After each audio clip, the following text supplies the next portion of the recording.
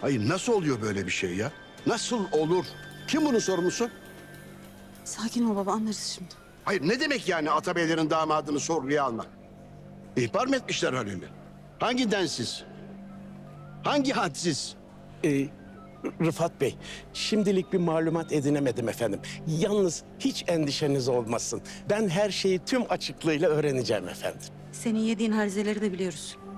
Şu iş bitsin, seninle de hesaplaşacağız. Anne. Canan teyze. Annem.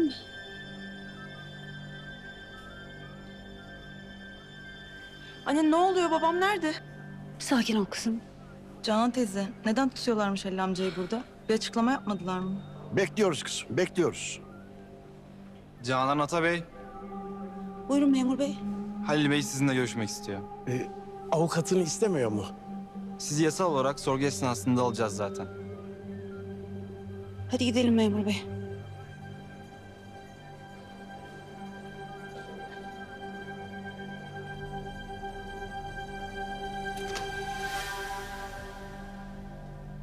Halil.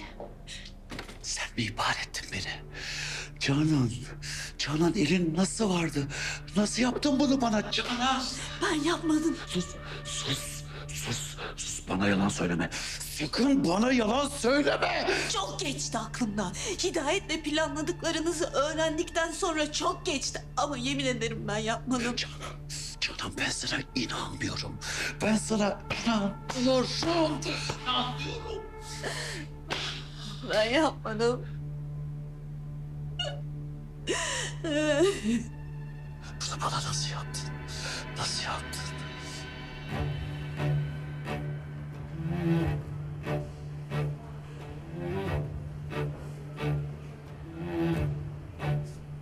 Yavuz sen eve git. Evde kimse yok, sahip çık. Emredersiniz beyim. Dede. Toprak. Toprak, ne işi var bunun burada? Al bu kızı götür buradan Toprak.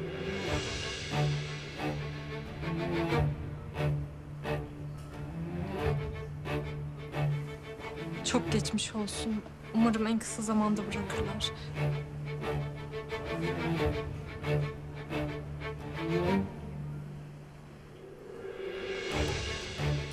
O yaptı. Benim kocamı o ihbar etti. Babanı bu ihbar etti.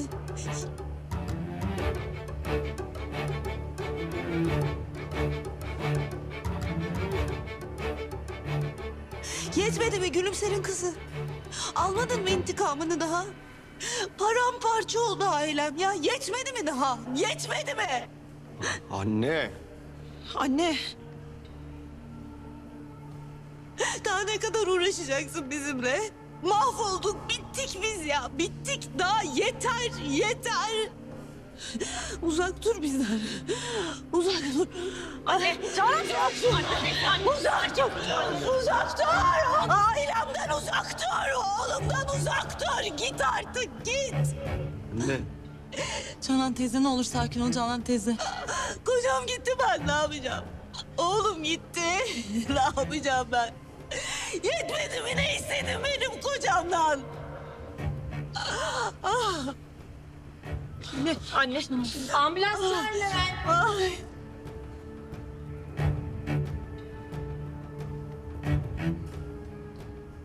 Sen hala hangi yüzle duruyorsun burada? Bak kadın senin yüzünden ölüyor burada. Defol git artık buradan, ne duruyorsun hala? Bunlar ailecek haysiyetsizdir. Anlamazlar gitten, defoldan. Dede ettiğin laflara dikkat et, yapma.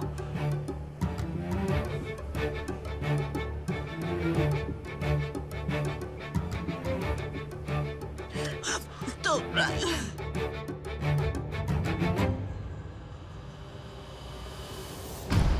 Sen geldiğinden beri evimizin bütün huzuru kaçtı.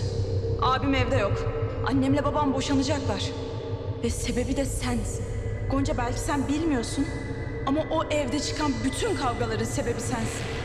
Bizi de, abimi de rahat bırak artık. Çünkü annemin dediği gibi sen bizim ailemizi bölmeye geldin. Ve ben gerçekten senden nefret ediyorum Gonca. Yetmedi mi Gülümser'in kızı? Almadın mı intikamını daha? Paramparça oldu ailem ya. Yetmedi mi daha? Bunlar ailecek haysiyetsizdir. Anlamazlar gitten, defoldan.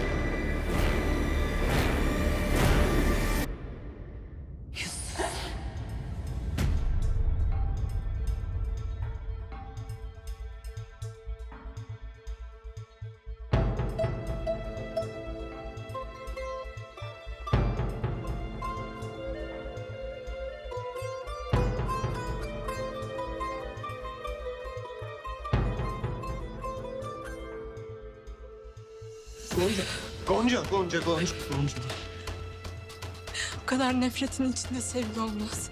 Olmaz. Olmaz. Kendine iyi bak. Ailenizin de ihtiyacı var. Annenizin de ihtiyacı var.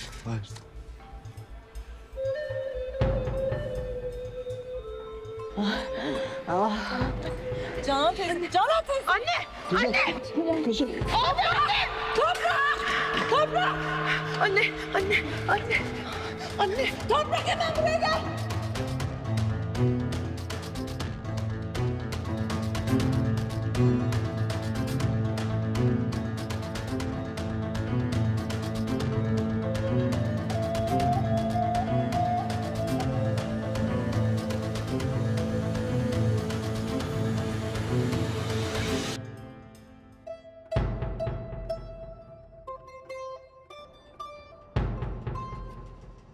Geç bile kaldın Allah Allah. Onlar yapamadı, ben yaptım. Onlar şikayet edemedi, ben ettim. Atabeyler de acı çekecek. Bizim yaşadıklarımızın aynısını onlar da yaşayacak. Acı çekecekler. Yaptıklarının bedelini ödeyecekler.